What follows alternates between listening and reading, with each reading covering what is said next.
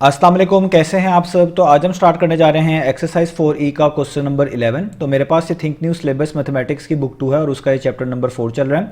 मैंने इस चैप्टर के नेम से एक सेपरेट प्लेलिस्ट बनाई हुई है, उसका लिंक भी नीचे डिस्क्रिप्शन में दिया हुआ है, ताकि आप लोगों को इस चैप्टर से रिलेटेड तमाम सोल्यूशन एक जगह पर आसानी से इसी प्लेलिस्ट पर मिल सकें।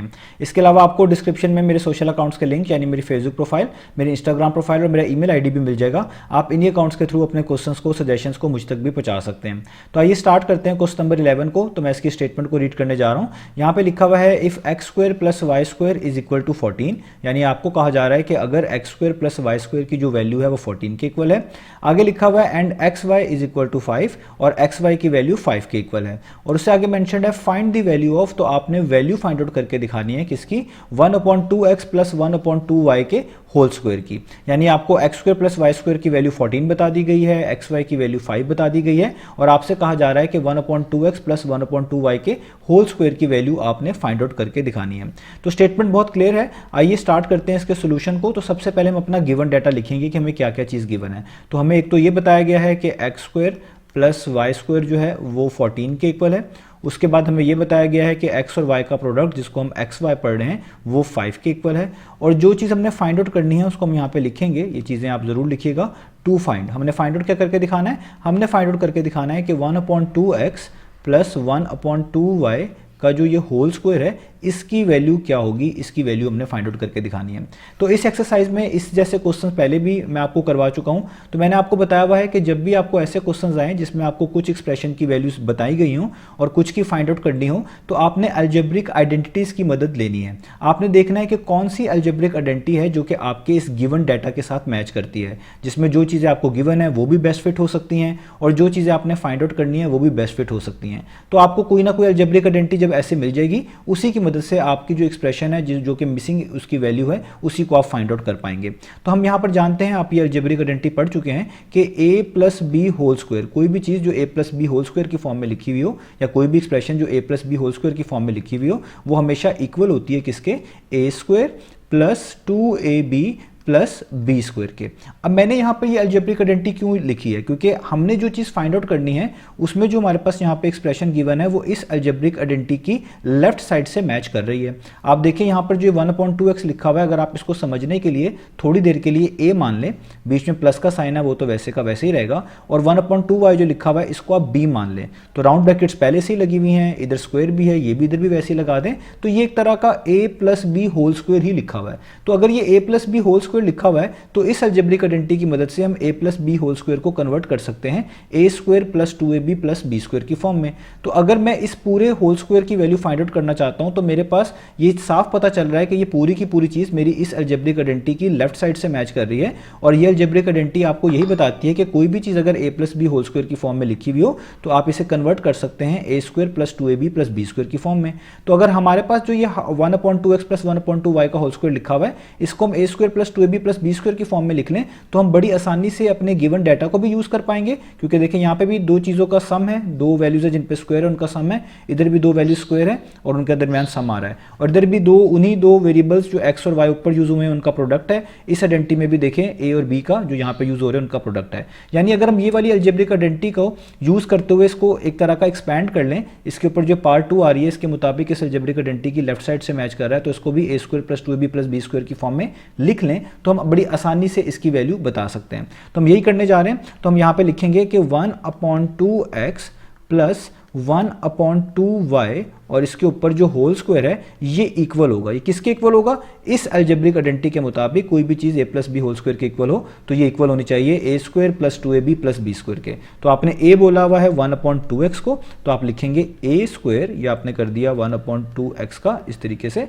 स्क्वायर, आगे प्लस का साइन आप लिखेंगे प्लस 2 वैसे का वैसे ही ए बी का मतलब ए और बी को मल्टीप्लाई करके लिखें। ए आपने 1/2x को बोला हुआ है, बी आपने 1/2y को माना हुआ है, तो ए बी का मतलब होगा पहले आप लिखेंगे ए यानी 1/2x ब्रैकेट क्लोज, फिर आप लिखेंगे बी यानी 1/2y। तो ये आपने लिख लिया ए बी, आगे है प्लस बी स्क्वायर, तो प्लस बी स्क्वायर का मतलब 1/2y का स्क्वायर, इस तरह होल स्क्वायर आएगा इसका। 1/2y और इस पे होल स्क्वायर। तो देखें आपने अपनी एक्सप्रेशन को a plus B whole square की मदद से लिख लिया a square plus 2ab plus B square की फॉर्म में। अब आप इसको फर्दर जो है सिंप्लीफाई करेंगे तो ये जो लेफ्ट साइड है ये तो आपने वैसे ही नोट डाउन करते जानी है क्योंकि हमने इसकी तो वैल्यू फाइंड आउट करके दिखानी है। अब यहाँ पर आपके पास ये 1/2 मल्टीप्लाई बाय एक्स है, इसके ऊपर पार्ट 2 है। जब भी ब्रैकेट्स में कोई टर्म्स ऐसी मैंशन हो, कोई चीज़ ऐसी मैंशन हो जो कि आपस में मल्टीप्लाई हो रही हो, तो आप उनके ऊपर अगर होल पार्ट देखें तो वो पार्ट सब पे अलग अलग अप्लाई होती है। तो ये पार्ट 2 1 पे अलग से अप्लाई होगी, 1 का स्क्वायर का मतलब है 1 मल्टीप्लाई बाय 1, तो वो आंसर आएगा 1। ये पार्ट 2 इस 2 पर अलग से अप्लाई होगा, तो 2 की पार्ट 2 का मतलब है 2 मल्टीप्लाई बाय 2 जो कि होता है 4, और ये पार्ट 2 x पे अलग से आएगा तो ये हो जाएगा x स्क्वायर। अब यहाँ पर आप देखें ये सारी चीज़ें आपस में मल्टीप्लाई हो रही हैं, तो आप इस 2 को इस 2 से कैंसिल आउट कर सकते हैं। तो ऊपर बच जाएगा 1x, इधर बच जाएगा 1y। तो 1x को 1y से मल्टीप्लाई करें तो आपके पास ये प्लस साइन तो वैसे का वैसे लिखना पड़ेगा। 1x मल्टीप्लाई बाय 1y होता है 1x और y, और नीचे ये एक 2 बचा हुआ है बस, क्योंकि ये 2 तो कैंसिल हो चुका है, तो इसको आप इसी तरीके से यहाँ पर डिनोमिनेटर में लिख देंगे। आप xy/2 भी लिख सकते हैं, उसका मीनिंग भी सेम ही बनेगा। तो 1x को मैंने 1y से मल्टीप्लाई कर दिया, वो हो गया 1xy, और नीचे एक 2 बचा हुआ था वो वैसे का वैसे लिख दिया। आगे प्लस का साइन, अब यहाँ पे भी 1/2 मल्टीप्लाई बाय y लिखा हुआ है, ब्रैकेट्स में दो चीज़ें मल्टीप्लाई हो रही हैं, ऊपर पार है तो पार्ट सब पे अलग अलग अप्लाई होनी चाहिए। तो ये 1 पे स्क्वायर अलग से आएगा, 1 स्क्वायर 1 ही होता है, और यही पार्ट 2 इस 2 पर अलग से आएगी, तो 2 का स्क्वायर कितना हो जाएगा, वो हो जाएगा 4, और यहाँ पे यही पार्ट 2 y पे अलग से आएगी तो ये हो जाएगा y स्क्वायर। यहाँ तक हमने इसको कर लिया। अब हम थोड़ा सा इसको मैनेज करेंगे, थोड़ा सा इसकी अरेंजमेंट को बेहतर बनाएंगे ताकि हमारे पास जो गिवन डाटा है हम उसको बड़ी आसानी से पुट कर सकें। तो देखिए यहाँ पर अब मैं अगेन ये 1/2x प्लस 1/2y और इस पे जो होल स्क्वायर है इसको वैसे लिख रहा हूँ। अब मैं थोड़ी सी अरेंजमेंट चेंज कर रहा हूँ। क्यों चेंज कर रहा हूँ? क्योंकि ऊपर मेरे पास X square plus Y square की वैल्यू 14 के इक्वल है, तो मुझे भी यहाँ पर दो ऐसी टर्म्स को साथ लिखना है जिसमें एक्स स्क्वायर हो और एक में वाई स्क्वायर हो। तो अब देखिए इस वाली टर्म में एक्स स्क्वायर है, इस वाली टर्म में वाई स्क्वायर है, तो मैं इनको इकट्ठा लिख लेता हूँ। तो मैं यहाँ पे लिख लेता हूँ 1/4 एक्स स्क्वायर और इसको इसके आगे लिख लेता हूँ 1/4 वाई स्क्वायर। और ये जो सेंटर वाली टर्म है, मिड वाली टर्म है, इसको बिल्कुल एंड पे लिख देता हूँ, ये है 1/2 एक्स वाई। यहाँ तक मैंने इसकी अरेंजमेंट में मैनेज कर लिया। अब मैं इसको थोड़ा सा और बेहतर बनाता हूँ ताकि आपको समझने में आसानी हो। अब आप कॉमन लेना भी जानते हैं। आप देखें यहाँ पे भी 1/4 लिखा हुआ है, यहाँ पे भी 1/4 लिखा हुआ है, तो जब दोनों में 1/4 लिखा हुआ है तो आप 1/4 को बाहर कॉमन के तौर पे लिख सकते हैं, यानी 1/4 इन दोनों टर्म में से बाहर क्या आ जाएगा, कॉमन। तो पीछे क्या बच जाएगा, इधर बच जाएगा जस्ट एक्स स्क्वायर और इधर बच जाएगा जस्ट प्लस वाई स्क्वायर। ये मैंने जस्ट क्या किया, आप कह लें इधर भी 1/4 था, इस टर्म में भी 1/4 था, तो दोनों टर्म में जो चीज़ सेम लिखी हुई हो आप उसको इस तरीके से राउंड ब्रैकेट्स के बाहर कॉमन के तौर पे लिख सकते हैं। तो मैंने इसको लिख लिया है ताकि सिर्फ बाकी इस इधर एक्स स्क्वायर बच जाए, इधर वाई स्क्वायर बच जाए। आगे प्लस का साइन, यहाँ पे 1/2 वैसे का वैसे ही और ये एक्स वाई वैसे का वैसे ही। आप यहाँ पर एलसीएम वाली अप्रोच से भी सोचते तब भी हो जाता कि इन दोनों के डिनोमिनेटर सेम है, तो 4 आपके पास आएगा एक दफ़ा, ऊपर आ जाएगा 1x स्क्वायर और इधर आ जाएगा 1y स्क्वायर, जिसको आप x square plus Y square लिख सकते हैं। इसका मीनिंग भी सेम ही होता है, ये आपकी अपनी चॉइस है। अब यहाँ पर हम जो 1/2x है प्लस 1/2y है और इसके ऊपर ये होल स्क्वायर है, इसको वैसे ही नोट डाउन कर लेते हैं। अब हम यहाँ पे वैल्यूज पुट करेंगे तो 1/4 वैसे का वैसे ही आएगा। अब देखें x square plus Y square के ऊपर वैल्यू गिवन थी, वो किसके इक्वल था, 14 के इक्वल था, तो ये x square plus Y square लिखा हुआ है, इधर आप राउंड ब्रैकेट्स में 14 लिख लें।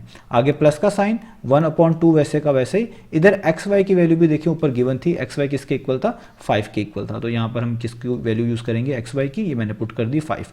अब इसको आप फर्दर सॉल्व कर लें तो यहाँ पर ये 1/4 और 14 कैंसिल आउट हो रहे हैं, तो 2 टाइम्स 4 होता है, 2 7 टाइम्स 14 होता है। तो यहाँ पे 7 जो है इस 1 से मल्टीप्लाई हो जाएगा, ये ऊपर वाली चीज़ें ऊपर से मल्टीप्लाई हो जाती हैं, 7 1 टाइम्स कितना हो जाएगा 7, नीचे आपके पास आ जाएगा ये वाला 2। इधर तो कोई कैंसिलेशन नहीं होती, तो 5 1 टाइम्स कर दें, वो हो जाएगा 5 और नीचे आपके पास क्या आ जाएगा, वो आ जाएगा 2। अब ये दो फ्रैक्शंस हैं, इन दोनों के डिनोमिनेटर भी सेम है। जब दो फ्रैक्शंस के डिनोमिनेटर सेम हो तो हम डिनोमिनेटर को इस तरीके से नीचे लाइन लगाकर एक दफ़ा लिखते हैं और ऊपर वाले टर्म्स वैसे ही लिख देते हैं। तो ये आ जाएगा आपके पास यहाँ पर 7, यहाँ पर आ जाएगा प्लस का साइन और ये आपके पास आ जाएगा 5। अब आपने जस्ट क्या करना है, आपने 7 + 5 करना है और आपका यहाँ पर आंसर जो है कंप्लीट हो जाएगा। तो 7 + 5 आपके पास कितना होता है, वो होता है 12। तो आप यहाँ पे लिख दें 7 + 5 होता है 12 और नीचे आ जाएगा 2। ठीक है, अब यहाँ पे फर्दर कैंसिलेशन करें, 2 1 टाइम्स 2, 2 6 टाइम्स 12, तो 6/1 का मतलब जस्ट 6 ही होता है। तो आपने जो ऊपर आपके पास था 1/2x प्लस 1/2y और इस पे इस तरह होल स्क्वायर था, उसकी वैल्यू फाइंड आउट कर ली। वो वैल्यू कितनी आ गई? वो वैल्यू आ गई आपकी 6। तो देखिए हमने यही चीज़ फाइंड आउट करनी थी, ऊपर लिखा हुआ था 1/2x प्लस 1/2y, तो हमने इसी की 1/2x प्लस 1/2y का होल स्क्वायर की वैल्यू फाइंड आउट कर ली। तो इस तरीके से हमने इन क्वेश्चन को करना था।